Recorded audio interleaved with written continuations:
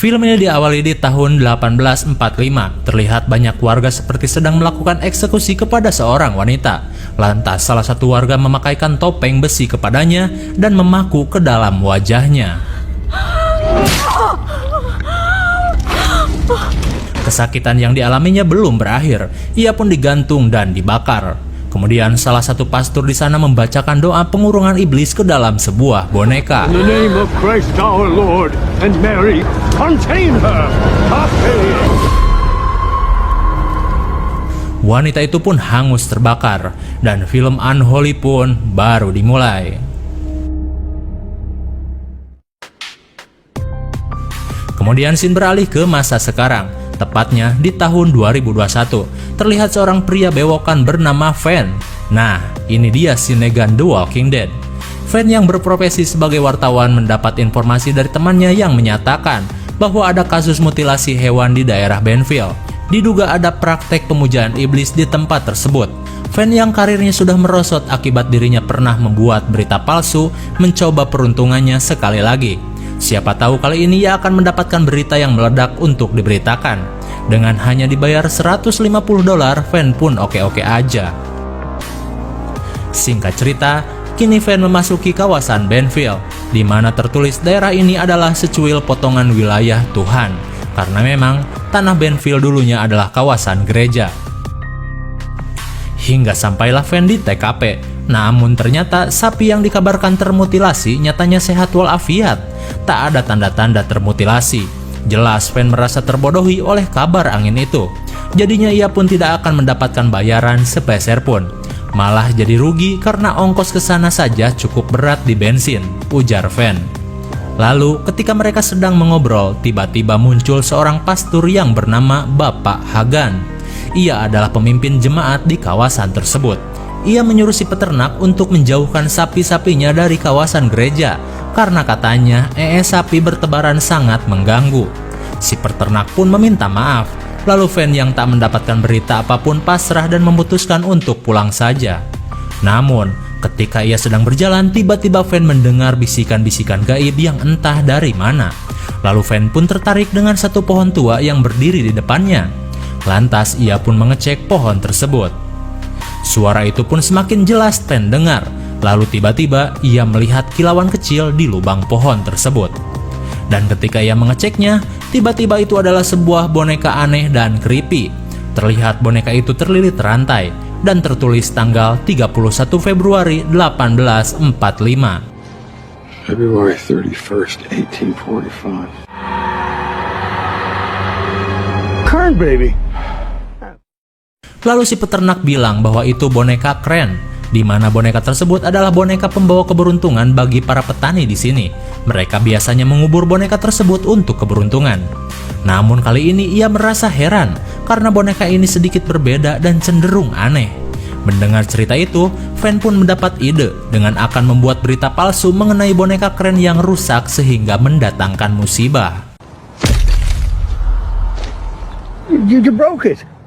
Van yang tak tahu apa-apa telah menghancurkan boneka tersebut dan ia menyuruh si peternak untuk difoto bersama boneka itu supaya bisa dijadikan berita karangan daripada nggak dapat apa-apa kan, pikir si Van.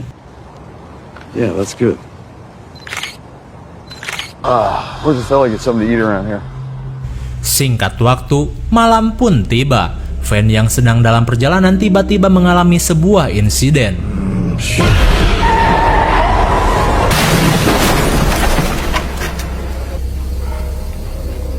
Untung saja Van gak kenapa-napa. Ia pun khawatir dengan seorang wanita yang tiba-tiba muncul di hadapannya.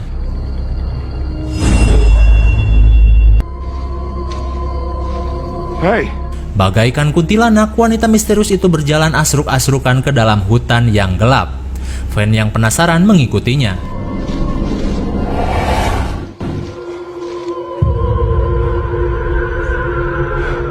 Terlihat seorang wanita aneh seperti sedang berbicara dengan bayangan putih di atas pohon tersebut. Van yang penasaran pun menghampiri wanita itu. Terdengar ia sedang mengucap kata, "Aku mempersembahkan jiwaku seutuhnya kepadamu."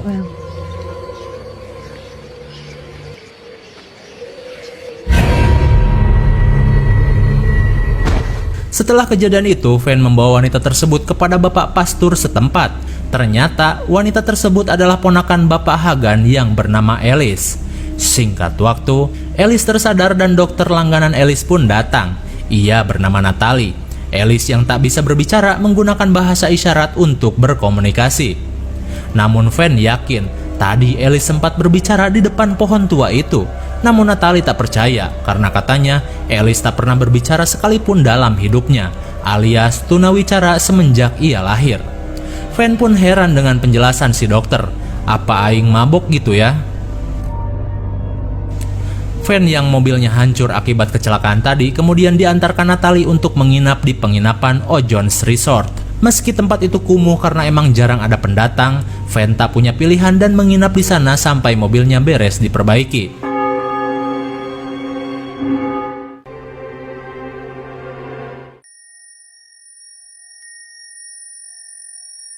Van yang gabut karena menunggu mobilnya nggak beres-beres menyempatkan diri untuk memasuki gereja, di mana di sana terlihat Alice sedang duduk di depan bersama para jemaat lain. Namun terlihat Alice seperti mendengar suara bisikan gaib. Lantas tiba-tiba Alice beserta beberapa remaja lain seperti terhipnotis untuk keluar dari dalam gereja.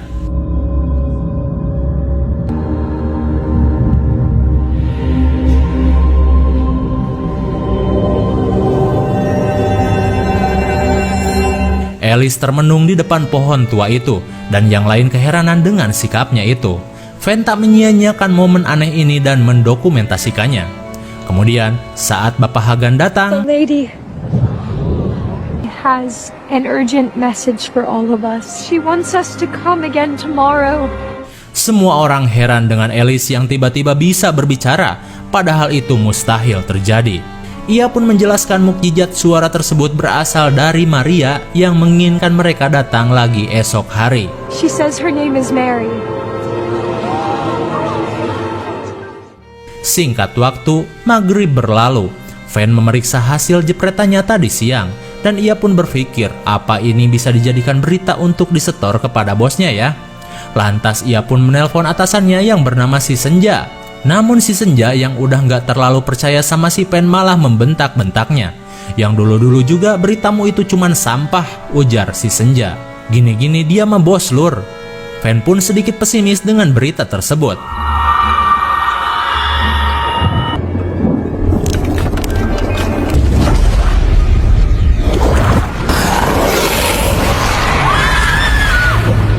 Ternyata itu semua hanyalah mimpi, tapi cenderung aneh. Di keesokan harinya, orang-orang berkumpul di depan gereja Bapak Hagan, di mana orang-orang yang mendengar rumor mukjizat yang terjadi kepada Alice ingin bertemu dengannya. Dan mereka ingin membuktikan keajaiban tersebut. Bapak Hagan pun tak bisa berbuat banyak, terlebih Alice yang menyetujuinya untuk membuat masyarakat beriman kepada Maria. Alice pun menuju pohon itu sekali lagi.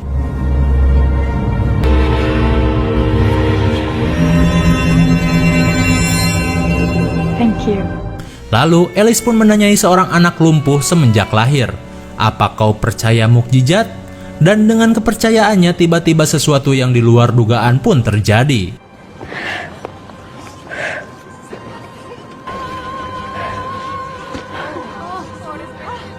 Melihat keajaiban itu, semua orang takjub dan mulai mempercayai sembahan Alice.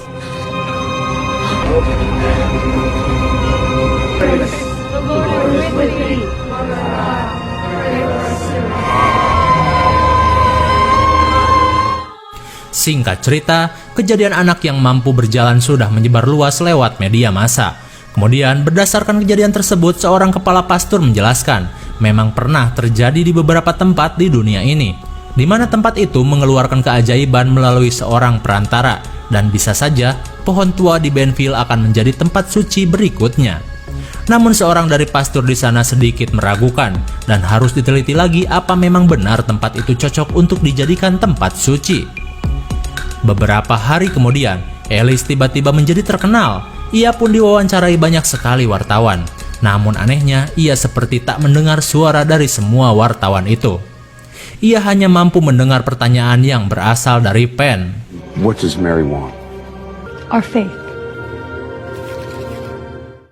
Melihat kejadian itu, Van pun ditunjuk ketua pastur untuk menjadi penghubung antara masyarakat dengan Alice, karena sepertinya Alice hanya mau berbicara dengan Van saja. Itu juga akan menjadi sebuah keuntungan, di mana Van akan kembali menjadi wartawan terkenal dengan kejadian ini.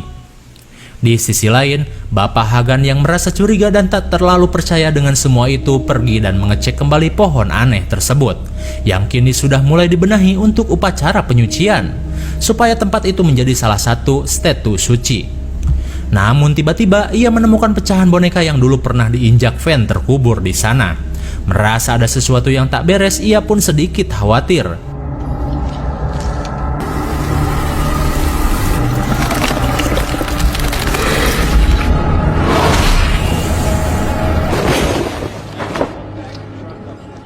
Bapak Hagan pun pergi sambil membawa boneka itu untuk dipelajari.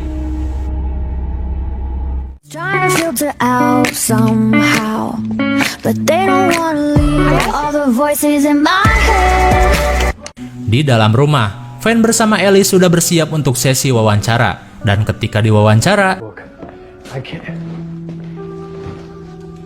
Bapak Hagan datang dan menghentikan acara tersebut. Ia menyangka bahwa Van hanya memanfaatkan Alice demi karirnya saja. Kemudian,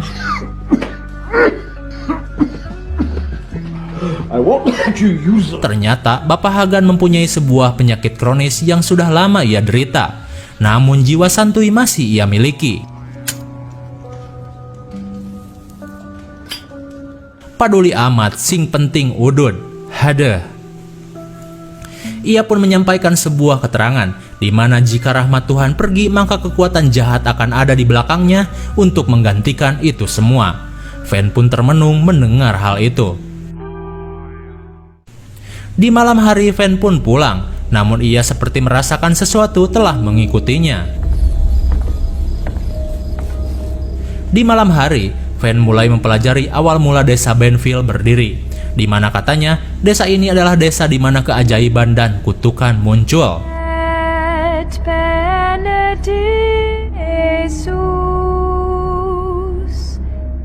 Di pagi hari, di dalam gereja, terlihat Alice sedang berlatih menyanyi nyanyian gereja yang dipandu oleh pamannya.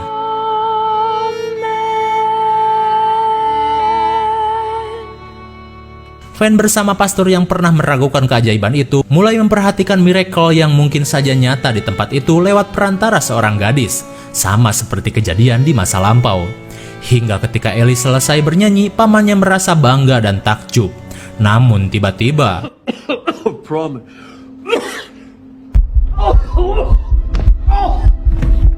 tiba-tiba penyakitnya kambuh dan hampir membuatnya mati. Namun Alice seperti mendapat bisikan untuk mampu menyembuhkan pamannya. Lalu ternyata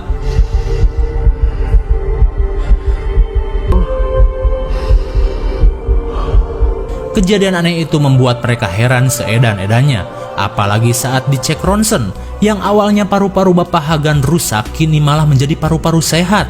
Dan ini benar-benar tak mungkin terjadi jika bukan karena mukjizat. Lantas mereka pun sepakat bahwa pohon tua itu kini menjadi tempat suci. Kepala pastor pun seakan naik pangkat dengan menyucikan tempat tersebut. Dan dengan cepat berita itu sampai kepada masyarakat.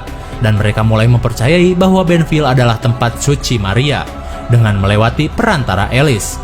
Namun ada juga warga sana yang berkemas dan ketakutan karena katanya, jika kekuatan Tuhan sudah turun ke dunia, maka tak lain akan ada bencana besar yang akan melanda tempat mereka. Di samping itu, pertumbuhan ekonomi Benfield tumbuh dengan pesat, dan semua itu berkat seorang wartawan yang bernama Van yang mampu memberitakannya. Lantas, Van yang berada di atas angin meminta agar bosnya segera mengangkatnya kembali sebagai editor media. Karena apa? Kau tak akan mendapatkan apapun dari Alice kecuali dengan melewatiku. Si senja pun kikuk dengan permintaan Van. Who's back? That guy's back. Di sisi lain, Bapak Hagan yang senang dengan kesembuhannya kini semakin giat merokok. Namun tiba-tiba asapnya mengarah kepada sebuah lubang di dinding batu. Lantas ia pun mengeceknya.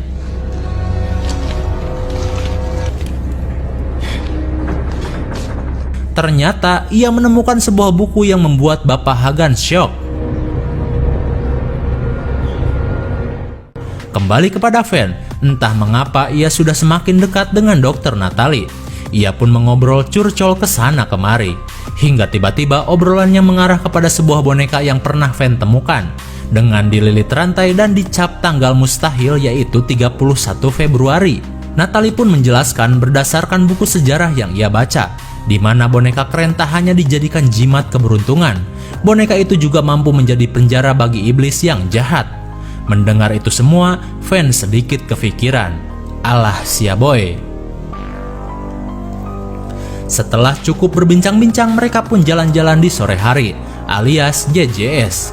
Namun ketika Van melihat sebuah sungai dengan gubuk di belakangnya, ia pun kepikiran tempat ini sama seperti di mimpinya.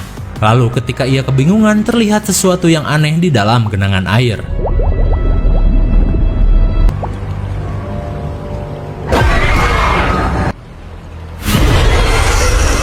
What's wrong?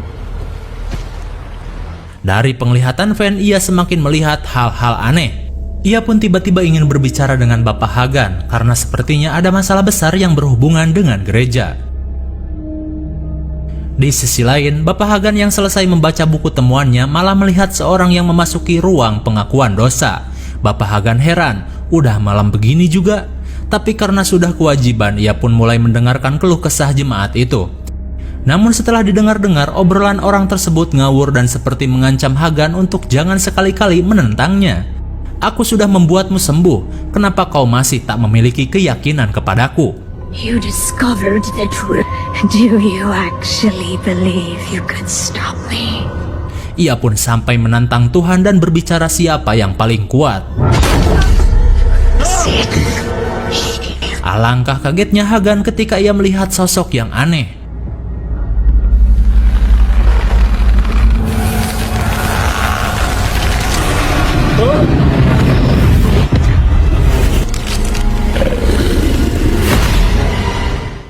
Beberapa saat kemudian, Van datang mengunjungi Hagan, namun ia tidak menemukan siapa-siapa di dalam gereja. Akan tetapi,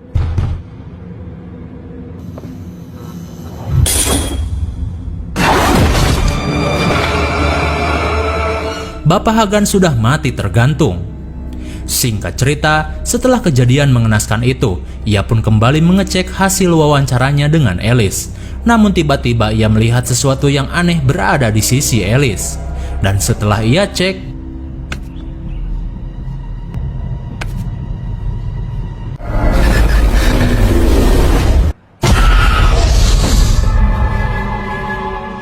kemudian di hari pemakaman Hagan, Van pun menghampiri Natalie dan bertanya di mana kiranya berkas-berkas gereja disimpan. Dan karena melihat Van serius, ia pun mengantarnya. Mereka pun sampai di sebuah bangunan kuno di pinggir gereja. Lantas mereka pun mengecek sekitar yang dipenuhi dengan bungkusan putih mirip pocong.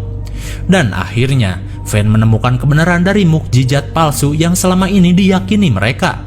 Ternyata, dulu ada seorang wanita yang bernama Maria Eleanor, di mana dirinya adalah seorang penyihir sakti mandraguna.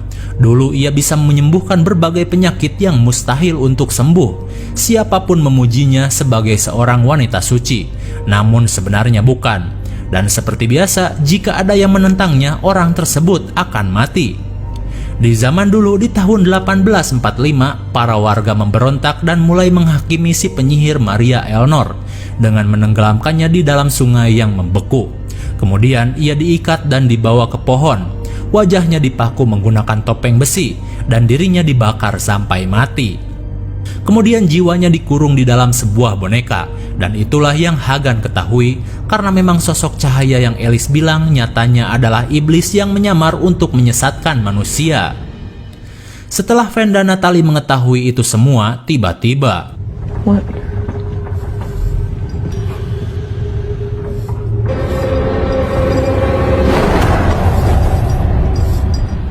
oh, ternyata bukan. Akan tetapi,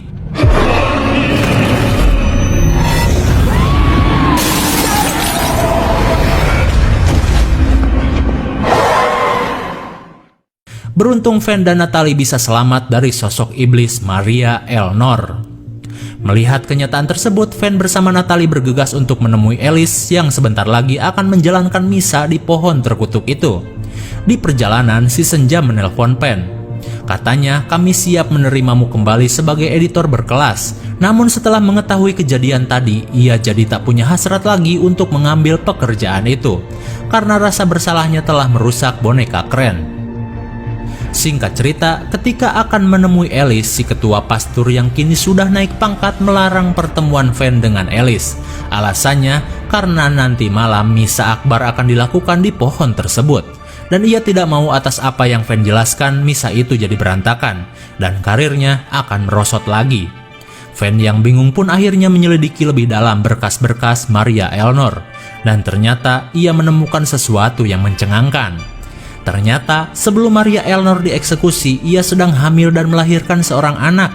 Namanya adalah Nicholas Paget, di mana marga Paget adalah leluhurnya Alice yang bernama Alice Paget. Dengan kata lain, Alice adalah keturunan dari Maria Eleanor.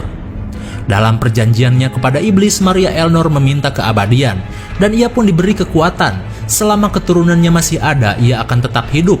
Maka dari itu, jiwanya dikurung di dalam boneka. Hanya saja akibat ketolilan Fen, ia malah membebaskan jiwa Maria Eleanor.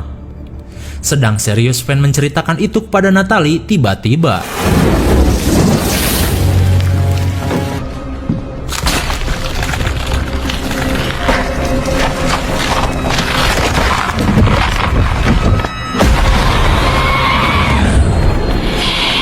untung saja pastor datang sambil membaca doa untuk mengusir iblis tersebut.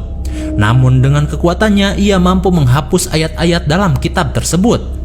Beruntung pastor ini sudah hafal dan mampu menyingkirkan Maria Eleanor. Melihat kejadian tersebut, pastor itu bilang, jika masyarakat berdoa kepada iblis itu, maka iblis tersebut akan semakin kuat. Dan sesegera mungkin mereka harus menghentikan misa sesat itu. Singkat waktu, pastor dan Fen beserta Natalie mempersiapkan upacara untuk pengusiran iblis dengan akan memasukkannya kembali ke dalam boneka keren. Dan di sini, Fen mengakui semuanya kepada mereka bahwa ini semua adalah salahnya. Hanya demi sebuah berita busuk, ia malah membuat masalah besar. Namun pastor itu bilang, bisa saja kau yang terpilih untuk memusnahkan Maria Eleanor untuk selamanya. Berpikirlah positif karena takdir itu adalah misteri. Namun ketika ia bersiap, berkali-kali ia menyalakan api malah mati.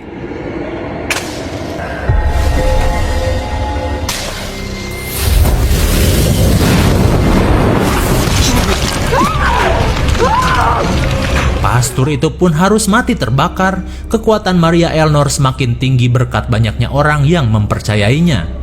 Natalie dan Fen pun bingung harus bagaimana. Tanpa pastor itu mustahil mereka akan menyingkirkan iblis tersebut.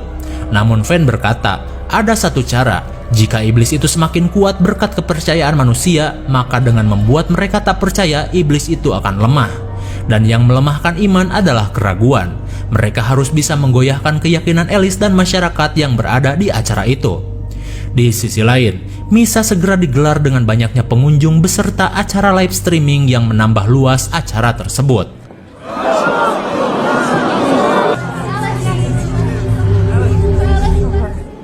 Let her into your hearts. Hail Mary. Hail Mary of Banfield. Semua orang memuji Alice dan akan menyerahkan keyakinan sepenuhnya kepada Alice. One voice we call to you. Come to us. Do you offer your souls to Mary?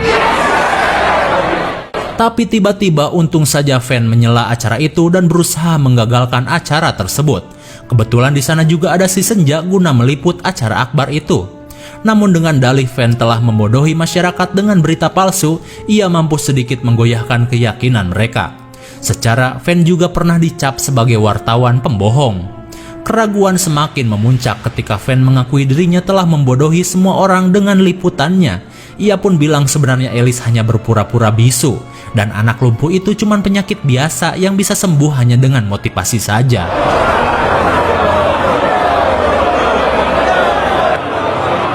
Trust me. You have to stop these people from... Listen to me. Finish the prayer. Di tengah kericuhan, Alice yang terus dibisiki iblis itu semakin goyah kepercayaannya. Hingga tiba-tiba, iblis itu berkata, jika kau tak percaya padaku, kau tak akan bisa berbicara lagi. Oh, Alice tidak bodoh. Mana mungkin kekuatan baik menggunakan kata ancaman seperti itu.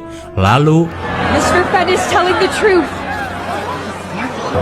Mary isn't real. Alice pun tiba-tiba goyah dan meyakinkan bahwa omongan Fenn adalah benar. Aku telah membodohi kalian semua, dasar labil. Jelas semua orang menjadi ricuh. Di tengah kericuhan dan keyakinan yang sudah memudar, tiba-tiba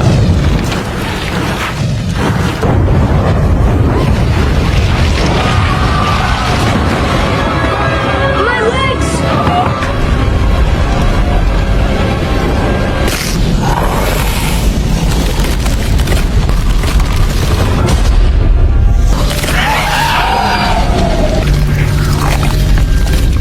Maria Elnor menunjukkan dirinya.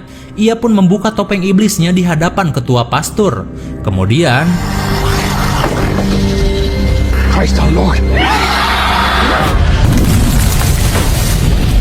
dengan tapak iblis, pastur itu tewas. Alice dan Fenn segera melarikan diri.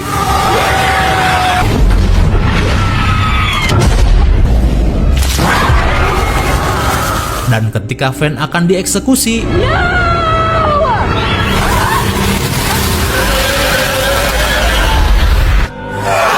Alice menahan serangan mematikan itu, dan Alice harus mati. Itu artinya keturunan Maria Elnor mati, dan Maria Elnor pun tak punya lagi syarat untuk dirinya abadi.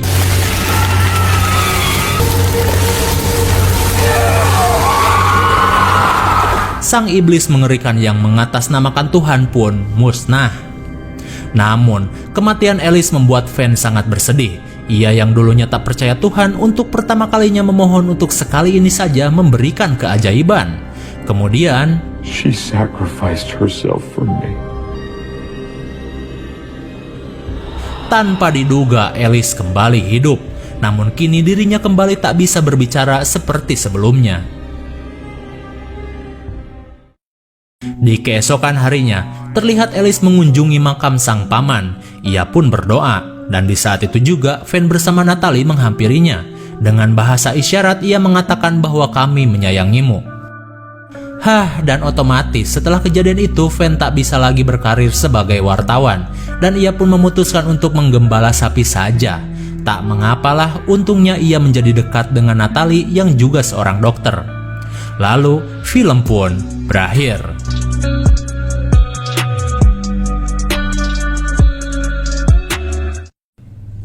Akan tetapi, apakah kalian pernah berpikir jika Alice kembali hidup, apakah iblis itu juga masih ada?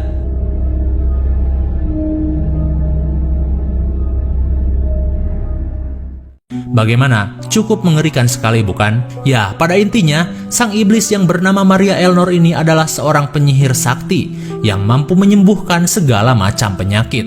Hingga pada akhirnya ia dieksekusi karena perjanjiannya dengan iblis. Namun kini ia menyamar sebagai Tuhan dalam kepercayaan mereka. Dan tentu saja, iblis yang menyamar sebagai Tuhan itu sangat mengerikan. Tapi untung saja, dengan kegigihan Fenn, bahkan ia harus melepaskan karirnya, ia mampu memperbaiki kesalahan yang pernah ia lakukan.